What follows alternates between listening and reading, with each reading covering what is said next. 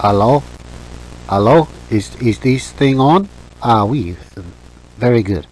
Hello there, little people of Ardee of the future. Or as you would say, hey! I am sure you are pleased to meet me, your lord and very famous and legendary Gilbert de Pipard, the founder of your very nice town of Ardee.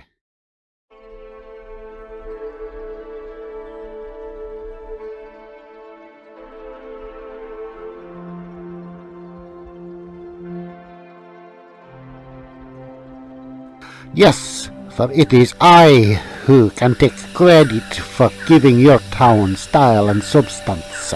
Me, a one-man town councillor, and it is your honour to have me as your narrator for the next while. Though do not blame me for your atrocious traffic control system.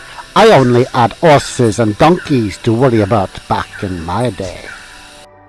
More about me. I arrived in Ireland with Prince John in April 1185, and for my service he granted me the lands around this area.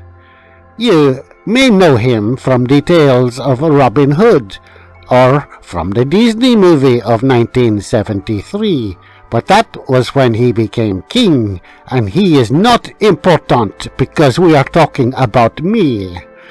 I built my home on the banks of the river, a fine motte and bailey with 2 tall towers atop, at the place you now call Castleguard. But I soon got itchy feet and took off to crusades with Richard the Lionheart. On my way back from the Holy Land in 1191 at Brindisi in Italy, my feet stopped itching because I died. Luckily for all of you, though, that I had passed my lands at Ardee to my brother Peter in 1187.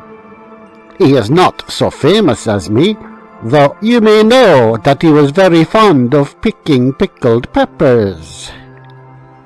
Enough now. Let us start the first part of our tour of my fine town as it looked in the Middle Ages.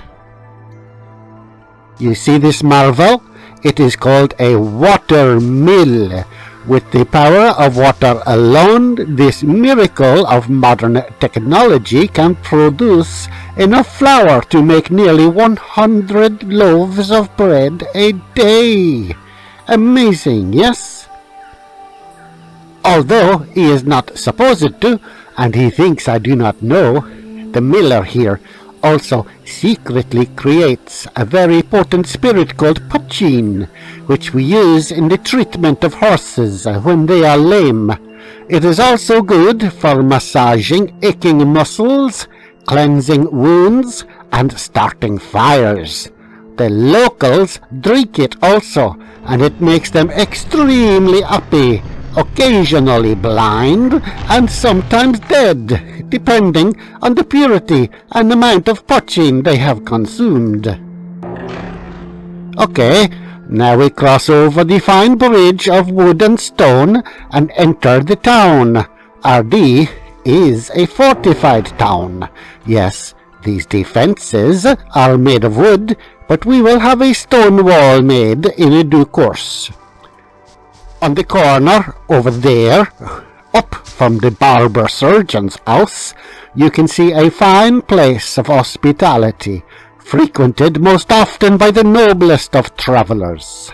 Here it is you will find fine fare and bedding and musical entertainment of the highest standards. The ales are all brewed locally by only the most proficient housewives. Their wines are imported from the finest Norman vineyards.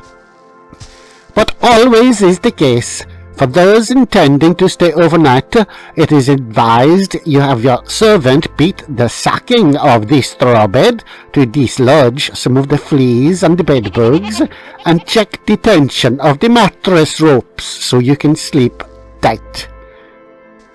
There is a new baker there who has opened a fine stall, and he is sure to be a wealthy man.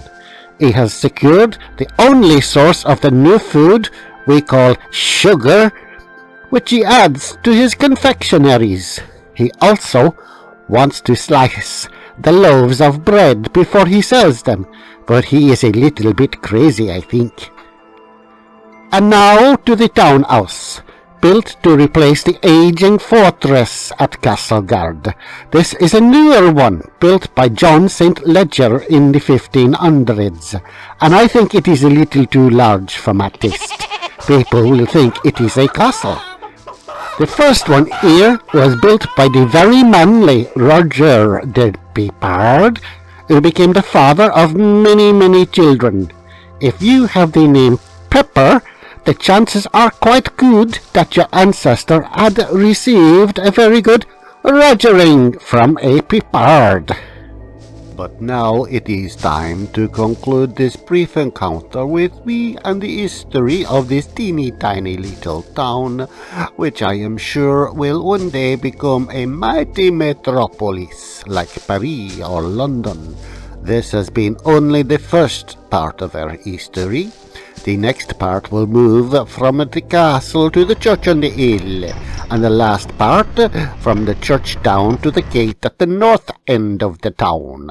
We may even venture further through the gate into Irish Town, the smelly part where the natives are really revolting, sometimes with swords and spears and big pointed rocks. Until then, my little garlic chickens, adieu.